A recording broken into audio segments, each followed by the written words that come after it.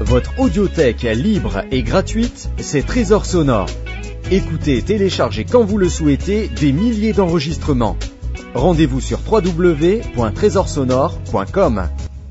Selon le schéma que je vous ai annoncé la dernière fois, je vous propose de commencer aujourd'hui le survol des données bibliques qui, de près ou d'un peu moins près, sont relatives à notre sujet.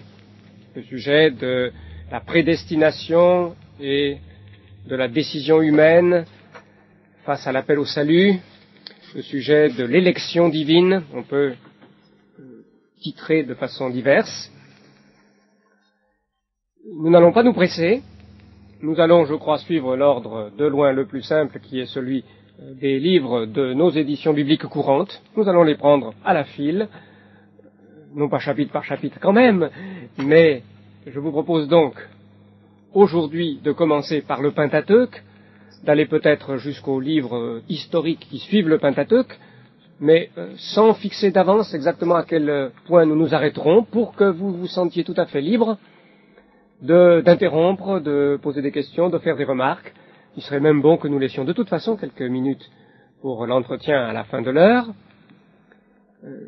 Il s'agit pour nous non pas déjà de trancher, de dire c'est un argument pour cette position, c'est un argument pour l'autre, mais de prendre conscience de la présence de données diverses, tout cela pour constituer comme une réserve de faits à considérer au moment des décisions à prendre, et aussi pour avoir comme l'arrière-plan global que les choses que nous allons considérer plus en détail par la suite, nous puissions les situer dans l'ensemble biblique à leur place.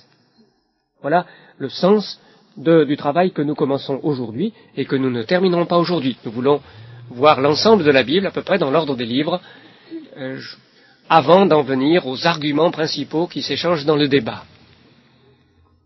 Je vous rappelle, bien sûr, les deux grandes tendances qui s'opposent parmi les chrétiens évangéliques eux-mêmes, respectueux de l'autorité de la Bible, les deux grandes tendances qu'on peut appeler pélagienne-arminienne pour l'une et augustinienne-calviniste pour l'autre.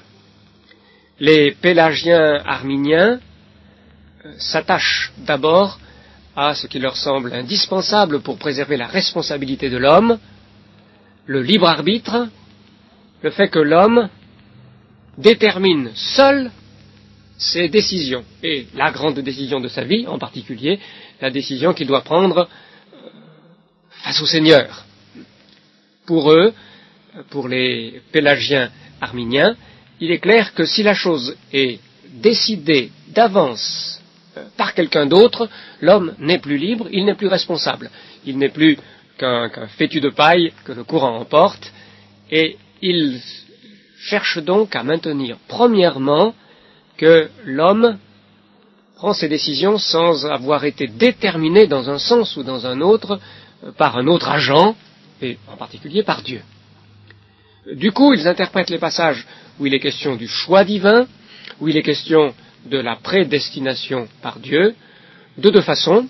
Ou bien ils pensent que la volonté de Dieu dont il est question est une volonté qui ne se réalise pas forcément, c'est une volonté de désir ou de souhait. Dieu prédestine les hommes au salut, mais tous n'arrivent pas à cette destination.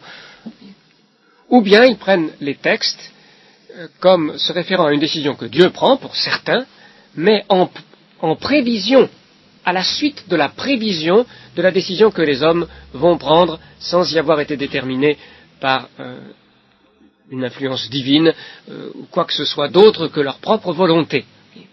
Donc ils sont d'accord pour dire il y a des passages où tel homme est prédestiné au salut, mais ils disent si Dieu l'a prédestiné au salut, c'est que Dieu sait d'avance que cet homme choisira d'accepter la parole de Dieu, de l'accueillir, d'y adhérer, et par conséquent la décision divine suit dans l'ordre logique la décision humaine, bien qu'elle soit vue d'avance.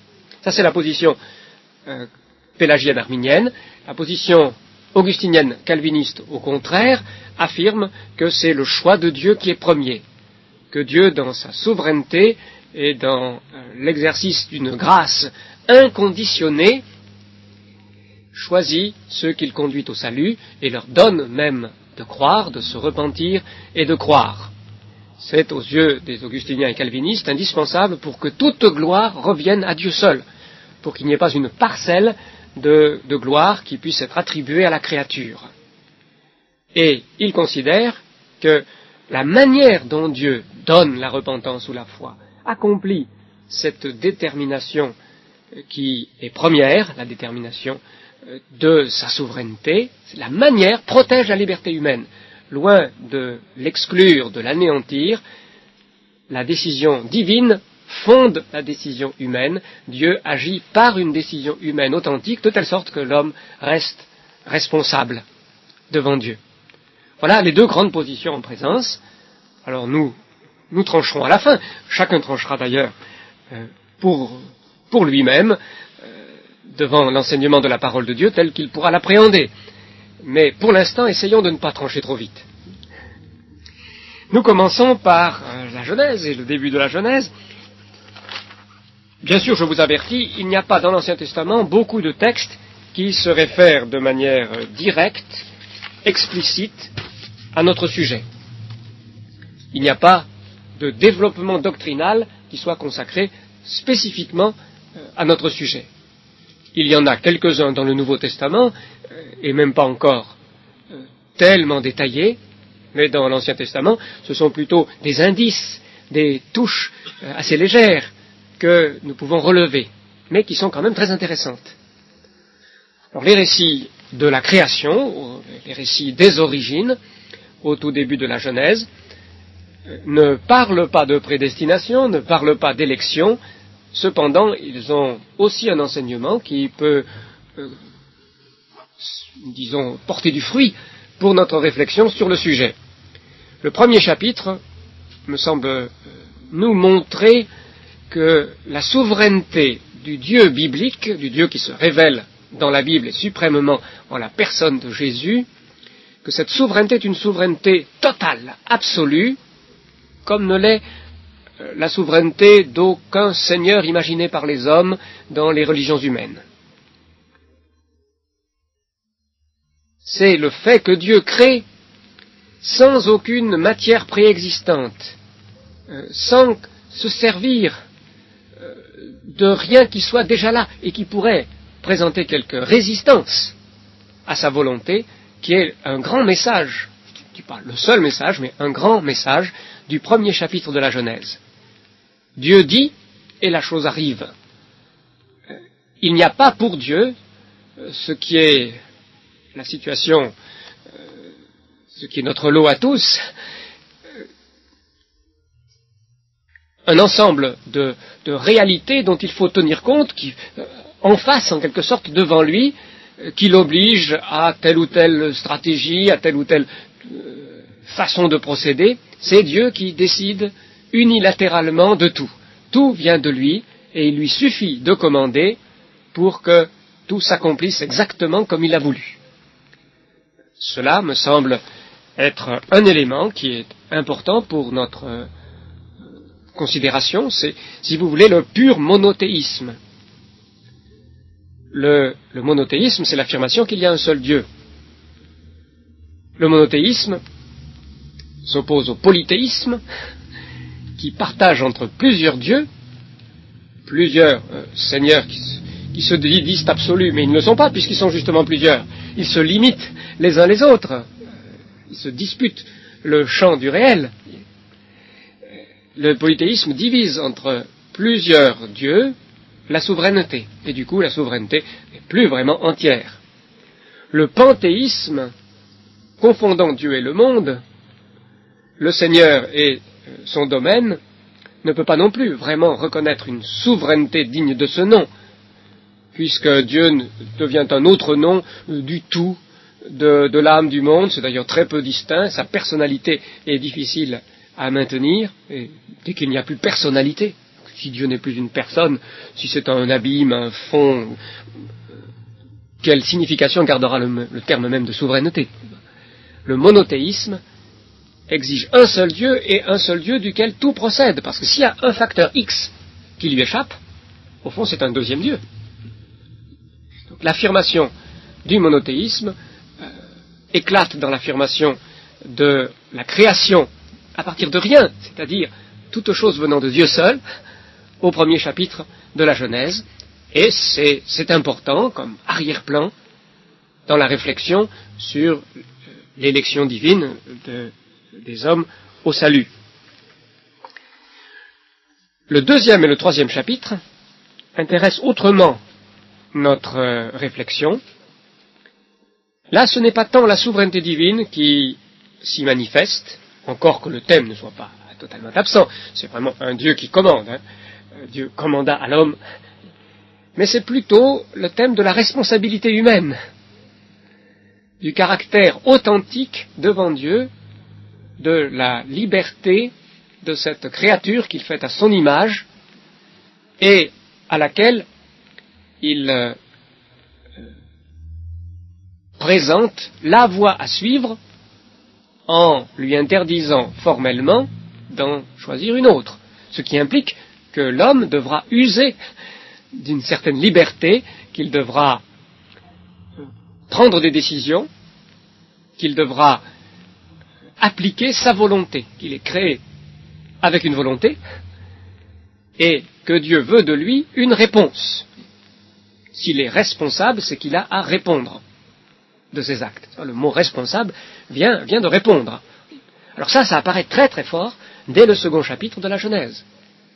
Dieu place l'homme dans le jardin, situation idéale, d'harmonie parfaite, et il lui donne d'une part une permission royale, il pourra jouir de tous les bienfaits que le Seigneur a rassemblés pour lui, mais aussi il le place devant sa responsabilité, qu'il ne s'imagine pas pouvoir choisir le bien et le mal selon ses propres idées, c'est ça ce que ça veut dire, je crois, la connaissance du bien et du mal, qu'il ne s'imagine pas, lui, pouvoir décréter, eh bien c'est comme ça, ce sera comme ça, car s'il choisit de cette façon mauvaise, ce sera pour lui la ruine, ce sera au bout du compte la mort.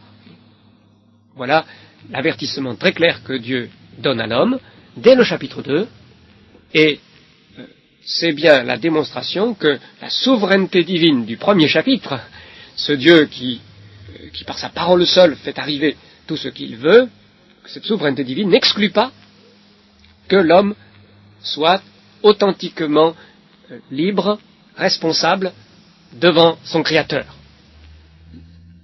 Ça, si je fais ce tout petit commentaire, les calvinistes sont prêts à le dire, et les arminiens sont prêts à le dire. Le tout, c'est de mettre ensemble ces deux choses que nous relevons dès les deux premiers chapitres de la Genèse. Chacun a sa manière de mettre ces choses ensemble. Mais nous les relevons très fortement appuyés avec le chapitre 3 qui nous montre que l'homme a effectivement mal choisi, qu'il s'est détourné de son Créateur dans l'orgueil de se prendre lui-même pour Dieu, et que Dieu a laissé faire. Que le Dieu souverain n'a pas empêché que l'homme lui crache à la figure, si on peut dire, bafoue le commandement qu'il lui avait donné très formellement. Il y a une réalité du choix mauvais de l'homme dans l'histoire, selon Genèse 3, qui est de nouveau une donnée qui importe pour notre réflexion. Il sera pour nous exclu de dire, en fait, cette liberté de choix de l'homme n'a pas joué, Dieu s'est toujours arrangé pour que seulement ce qui lui plaisait s'accomplisse. Non, là, nous avons une révolte qui fait mal au Seigneur, si j'ose dire, et c'est enregistré comme un fait, non pas une illusion d'optique. Voilà ce que l'on trouve dans ces tout débuts, dans ces premiers chapitres de la Genèse. Dans l'histoire des patriarches, en gros, qui suit, quelles sont les données que l'on peut relever et qui peuvent intéresser notre sujet? Vous n'avez pas de questions, de remarques à faire pour le début, là? Ce que j'ai dit, ça va? Surtout sentez-vous libre d'intervenir. Dans l'histoire des patriarches, Dieu se montre surtout sous l'angle de son initiative, de sa domination.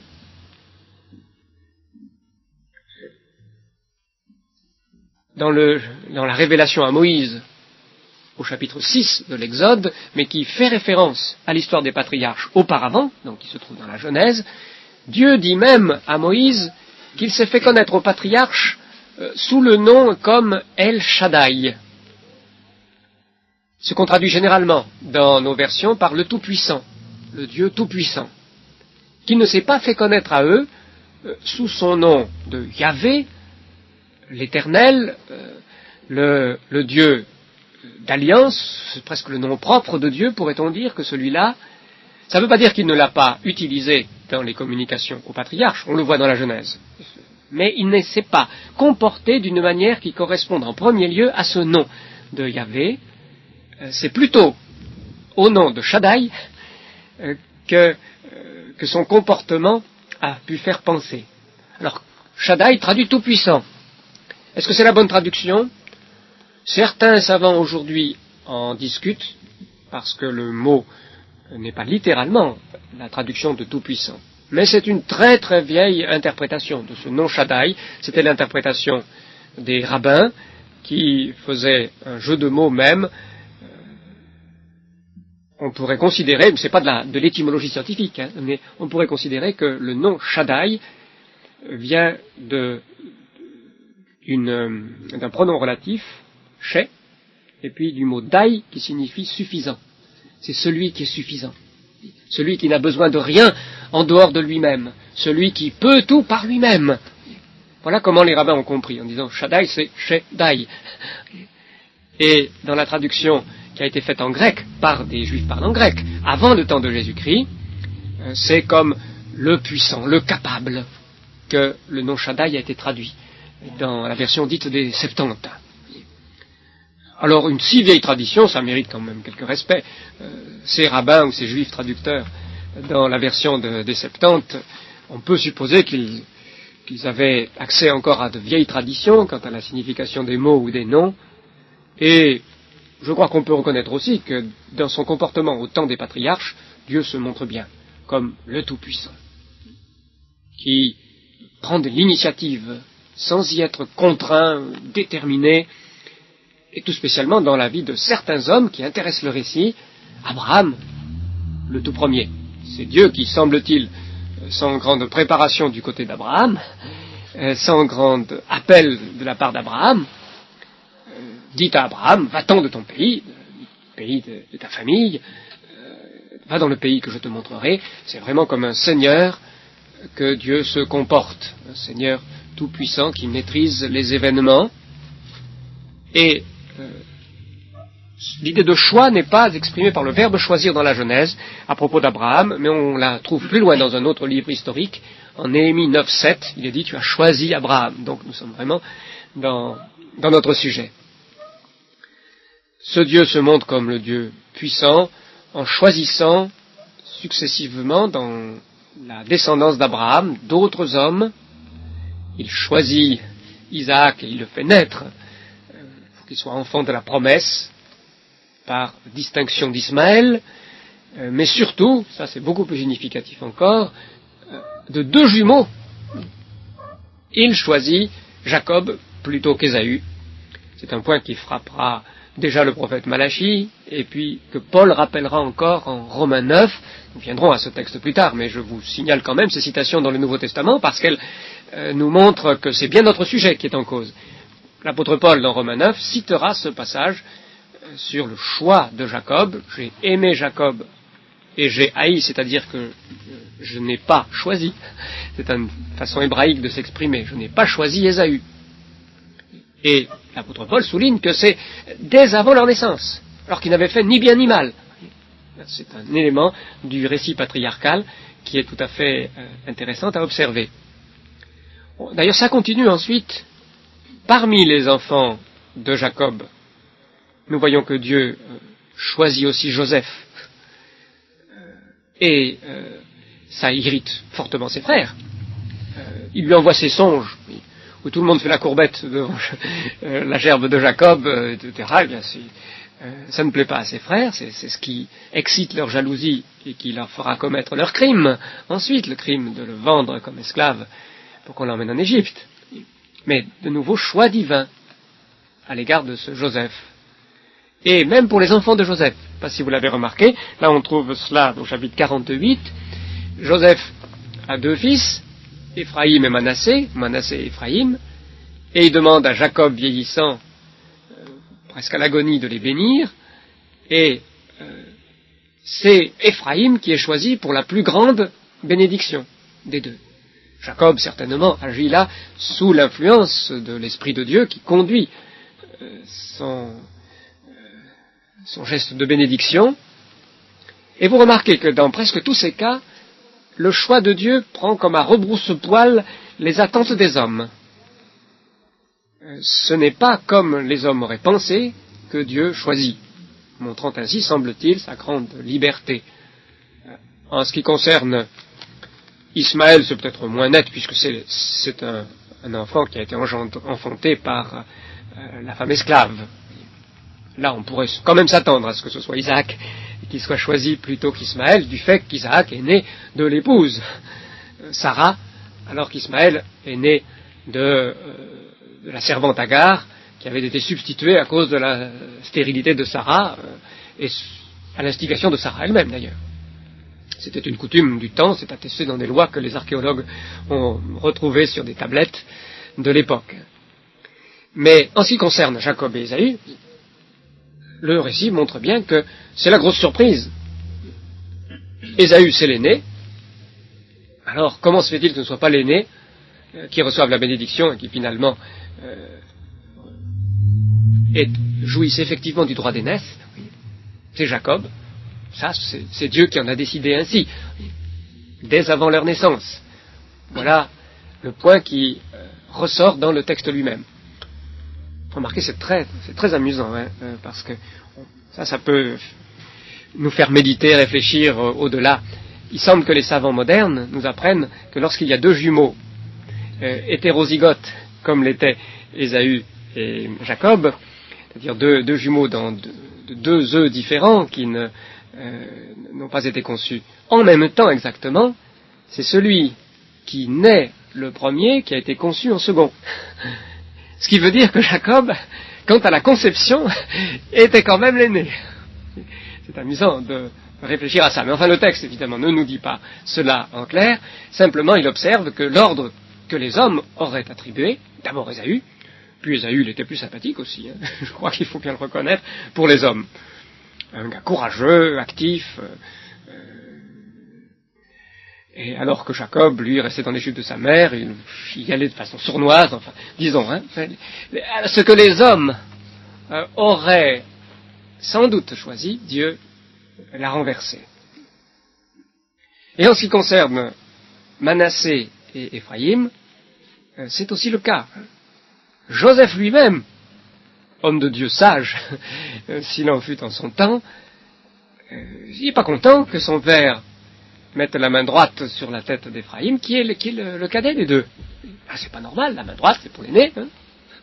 Et non, Dieu renverse là, de nouveau, l'ordre qui, humainement, aurait prévalu. Ça, c'est intéressant à observer dans cette histoire de la Genèse. Alors, en dehors de ces traits, pour l'époque patriarcale, je relève encore un seul passage, mais peut-être pensez-vous encore à d'autres textes, surtout d'Itolé, si vous y pensez. Mais je relève un seul passage tout à la fin de la Genèse, il y a un commentaire sur la manière dont les choses se sont déroulées.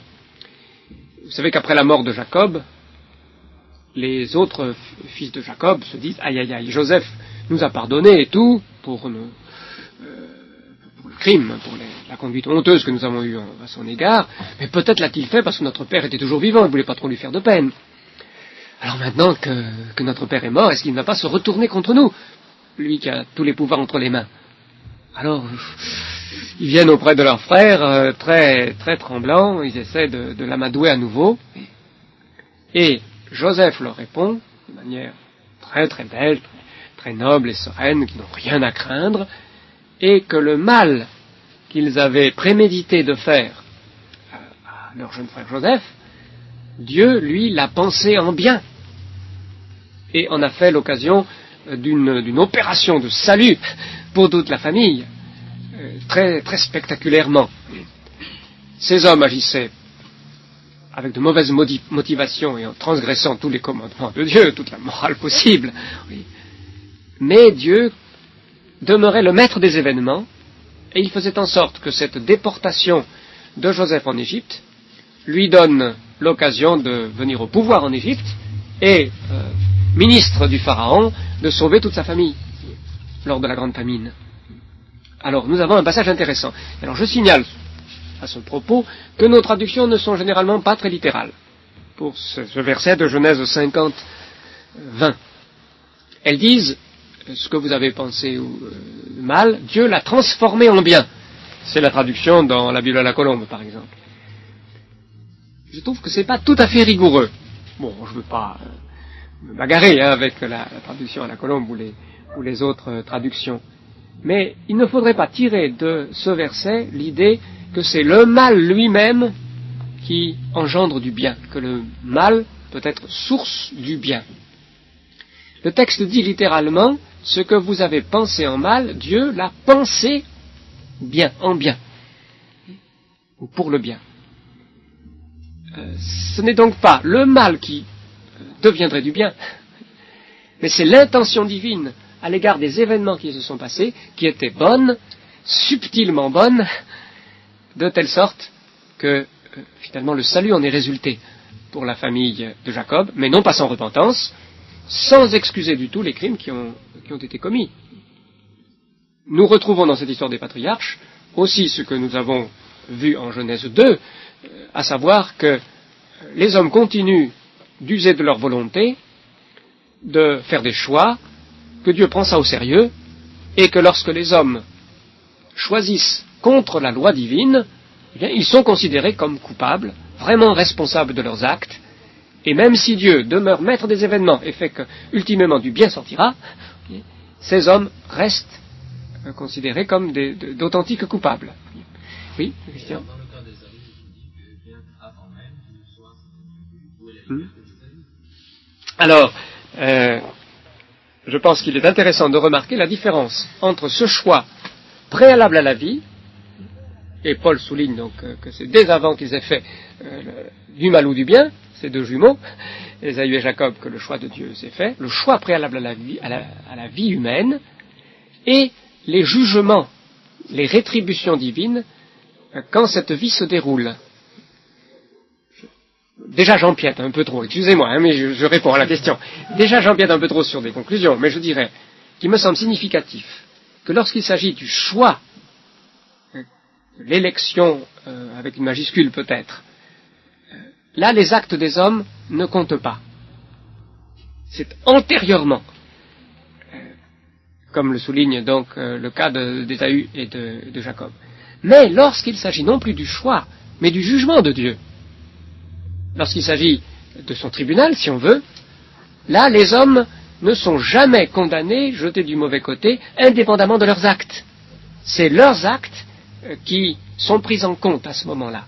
L'élection, avec une majuscule peut-être. Là, les actes des hommes ne comptent pas.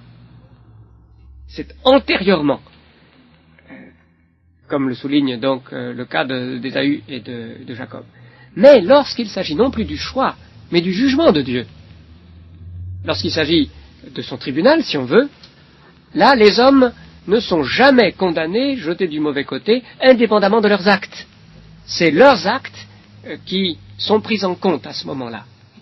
Donc le choix de Dieu antérieur semble indépendant des actes des hommes, mais le jugement de Dieu postérieur, lui, au contraire, considère les actes des hommes. Et il est fondé sur une appréciation des actes des hommes. Je crois que ça, c'est une grande différence qui va nous permettre, peut-être, au bout du compte, d'y voir un peu plus clair dans le maquis des données bibliques diverses. Mais si je parle comme ça, évidemment, déjà, je laisse pointer l'oreille du calviniste. Hein, je ne veux pas non plus vous le cacher. Dites-moi, à votre avis, Ésaü savait qu'il n'était pas choisi. Là, je crois que le texte, en tout cas, venez à mon aide si je réponds mal, et ceux qui se rappellent bien les textes, mais il me semble que le texte ne précise pas sur ce point. Est-ce que les parents, qui eux le savaient, parce que ça a été dit avant la naissance, est-ce que les parents l'ont dit aux enfants? Est-ce que Ésaü l'a su mais a décidé de n'en pas tenir compte, dans sa force d'homme, de faire en sorte que la prophétie ne s'accomplisse pas. Voyez, est-ce que Ésaü l'a su, mais a dit, je m'en fiche, je décide moi, ou bien est-ce qu'il ne l'a pas su? Ça, vraiment, il me semble que le texte ne nous permet pas de le préciser.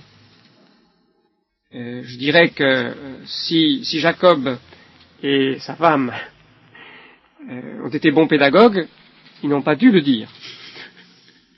Parce que je crois que ce genre de choses, qui concernent donc les décrets de Dieu, ne doivent pas, en particulier lorsqu'il s'agit de personnalités encore mal affermies, être divulguées comme ça.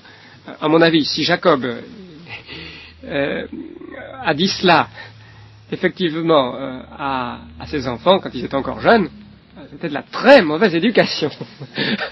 Et ça pourrait expliquer la manière dont Ésaü, disons, ne s'est pas montré très tendre à l'égard de son frère. Hein.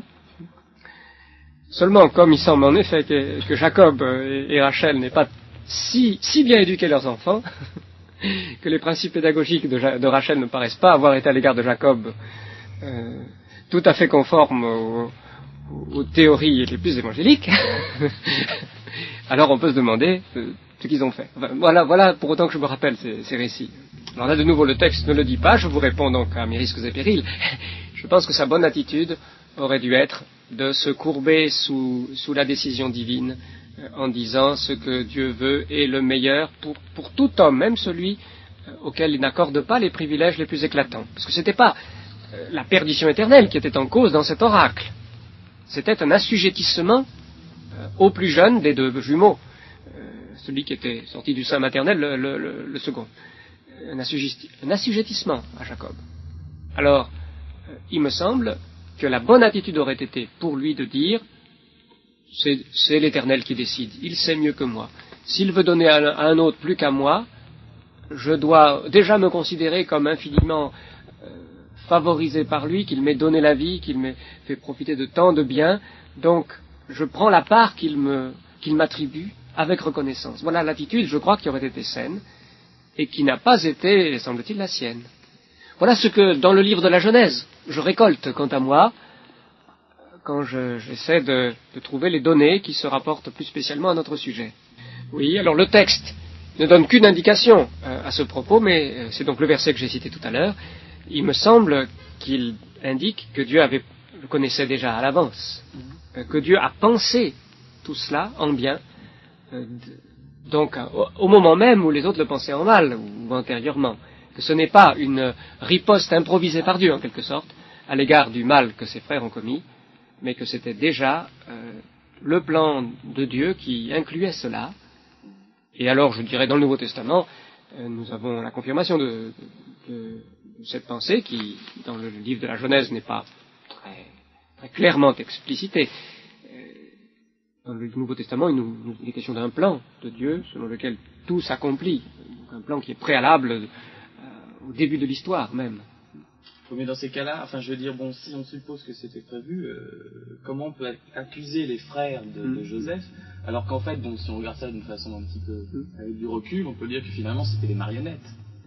Alors ça, c'est en gros ce que la ligne pélagienne arminienne, disons, suggère. Ceux qui sont dans le premier groupe, pélagiens arminiens, ont tendance à réagir de cette façon-là, et alors ils essaient de s'en tirer, mais est-ce qu'ils peuvent s'en tirer? Ça, c'est ce que nous allons voir quand nous discuterons. Ils essaient de s'en tirer en disant, si Dieu l'avait mis dans son plan, c'est qu'il avait prévu cette attitude des frères de Joseph. Donc, ils ne nient pas que c'était dans son plan, que Dieu avait déterminé ces choses à l'avance, mais ils disent c'est que Dieu avait prévu, sans la déterminer, cette attitude et action des frères de Joseph. Alors que les calvinistes répondront sur le même point, mystérieusement, d'une façon que nous ne pouvons pas sonder, Dieu avait permis que les frères de Joseph agissent de cette mauvaise façon. Dieu, en cette matière, a exercé sa souveraineté, mais nous ne réussissons pas à comprendre comment Dieu a permis que ce qui est opposé à lui se produise, alors qu'il est souverain. Mais voilà, nous sommes obligés de l'enregistrer. Voilà en gros les deux façons de réagir. je pense que la vision montre que le plan de Dieu était bien déjà élaboré avant que les événements même se produisent. Oui. C'est une prophétie de ce qui s'est passé à la fin de toute l'histoire, quand ils ont tous dû leur sauvetage lors de la famine à l'action de Joseph. En ce qui concerne l'idée d'imprévu, il me semble qu'elle est quand même très difficile à soutenir bibliquement. Qu'on ne peut pas dire que Dieu prévoit les choses en gros et pas en détail, parce que d'abord notre différence entre le gros et le détail, comment compterait-elle pour Dieu? Il est le Dieu de l'infiniment petit comme de l'infiniment grand. Donc, y a-t-il de l'imprévu pour lui? Ça, il ne semble pas, puisqu'il prédit l'avenir. Et d'ailleurs, la différence entre le gros et le détail, vous savez qu'elle est pratiquement impossible à faire aussi dans l'histoire. Si le nez de Cléopâtre avait été plus petit, la face du monde en eût été changée. Un petit grain de sable peut bloquer la grosse machine, un détail peut changer le cours de l'histoire.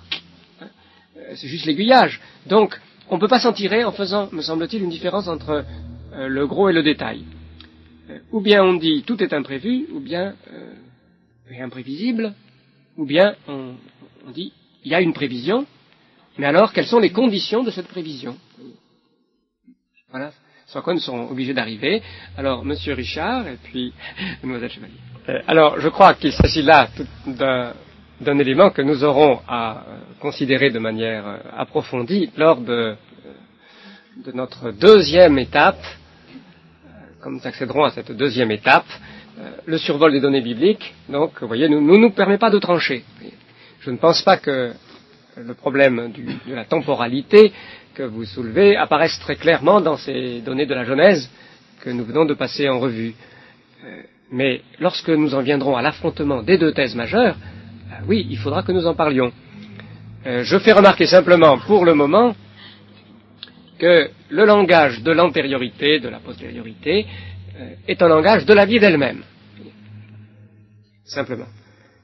Qu'il ne faut pas présenter les choses en disant c'est notre façon d'homme de nous exprimer, mais elle est inadéquate, puisque ce n'est qu'une façon humaine de parler. Les choses sont plus complexes. D'ailleurs, M. Richard a bien dit qu'il percevait cette complexité. C'est la parole de Dieu même, en langage humain bien sûr, qui s'exprime de cette façon. Alors, Dieu nous donne-t-il dans sa parole d'autres indications qui nous permettent de dire c'est une simple façon de parler que Dieu a assumée, ou bien y a-t-il plus que ça? Avec une prudence que j'ai notée au passage et que j'ai appréciée, M. Richard dit Dieu semble-t-il, et dans la pure instantanéité. Semble-t-il était une clause de prudence. Je vous annonce que quand nous en parlerons, moi, justement, je mettrai en cause ce semble-t-il, en disant, c'est pas si sûr que cela semble ainsi dans la Bible. Est-ce que ce n'est pas une idée beaucoup plus grecque que biblique de l'éternité?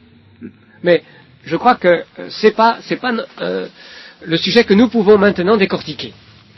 C'est effectivement un sujet très difficile, mais il faut le garder en mémoire. Oui, mais vos remarques là sont en plein dans l'axe de ce que je souhaitais pour aujourd'hui. Vous voyez, ce survol des données bibliques ne nous permet pas de trancher, mais vous éveille à la multitude des problèmes qui se posent. Vous montre comment les positions cherchent à s'appuyer sur les bases bibliques les unes et les autres. Donc c'est tout à fait positif que ces questions que nous ne pouvons pas résoudre aujourd'hui soient posées. Nous prendrons la fois prochaine les autres livres du Pentateuque. Il n'y a pas un nombre énorme de données, mais quand même, il y a l'élection de Moïse, tout spécialement le choix de Moïse. Il y a un passage très très riche, ça je compte que nous le lisions ensemble au chapitre 33 de l'Exode. Ça je vous annonce dès maintenant, vous pouvez commencer à lire ces textes. La deuxième partie d'Exode 33, il y a tout ce qui concerne le choix de Moïse, quelques autres individus, mais de Moïse tout spécialement. C'est un passage très très beau, la formule « je fais grâce à qui je fais grâce et je fais miséricorde à qui je fais miséricorde » qui devra être analysée. Et puis, il y a aussi tout ce qui concerne l'élection d'Israël, le peuple choisi par Dieu, et là tout spécialement des textes du Deutéronome. Dans le Lévitique, j'ai pratiquement rien trouvé, peut-être que j'ai tort, mais dans le Deutéronome, il y a aussi un passage qui est très important au chapitre 7, concernant l'élection d'Israël, la manière dont Dieu a choisi Israël. Donc, si vous voulez lire des passages à l'avance, Je recommande tout spécialement Exode 33 et Deutéronome 7. Puis nous aurons peut-être le temps même d'aborder les livres historiques qui suivent et sur lesquels nous irons très vite. J'ai pas trouvé énormément de choses. Mais en ce qui concerne la Genèse, donc aujourd'hui, j'ai commencé de lire ce que je crois. J'ai commencé avant-hier, j'ai fait un voyage éclair à Nîmes et j'ai lu pendant une partie du voyage, mais je n'ai pas lu tout le livre. Mais déjà dans La violence de Dieu, publié il y a quelques années, se trouvait ce thème et, à mon avis, jusqu'à l'idée d'une improvisation divine, je ne pourrais pas considérer que l'appui biblique est suffisant.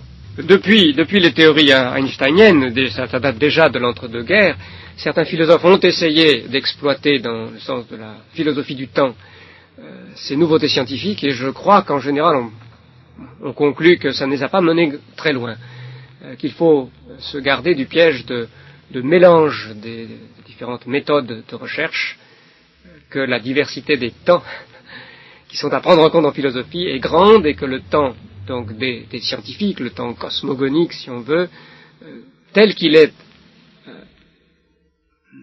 investigable par le savant, physicien en particulier, n'est pas forcément le temps biologique, n'est pas forcément le temps historique, le temps des actions humaines. Il faut en tout cas rester très prudent avant d'extrapoler pour aboutir à des thèses de caractère philosophique ou théologique sur le temps.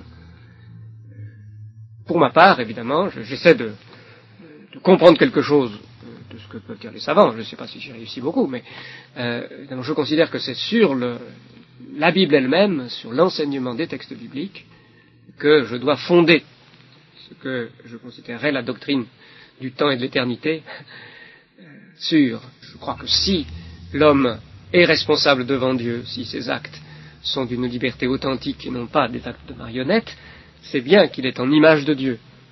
Mais je dirais, personnellement, aux arminiens, que être en image de Dieu, ce n'est pas être un autre Dieu. C'est une liberté authentique, mais non pas indépendante. Voilà comment j'interpréterais ce thème de la création en image de Dieu. En quelque sorte, elle nous donne un troisième terme, ni marionnette, ni cause indépendante, mais un être dans une situation unique, image de Dieu. Et alors, pour aujourd'hui, je ferai remarquer que nous avons un magnifique parallélisme entre le modèle et son image quant à l'importance de la volonté du choix.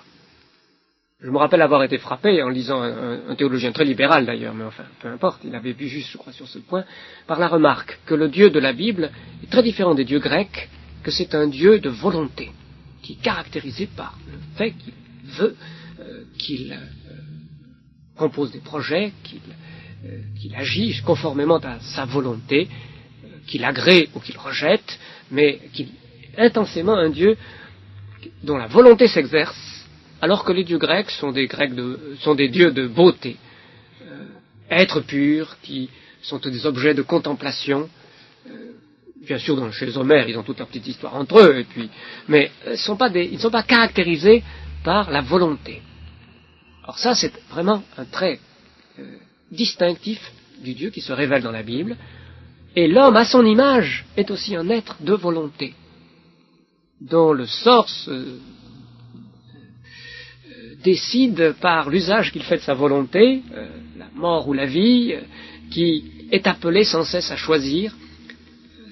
Il me semble qu'on peut observer ce parallélisme qui correspond à la doctrine de l'homme en image de Dieu.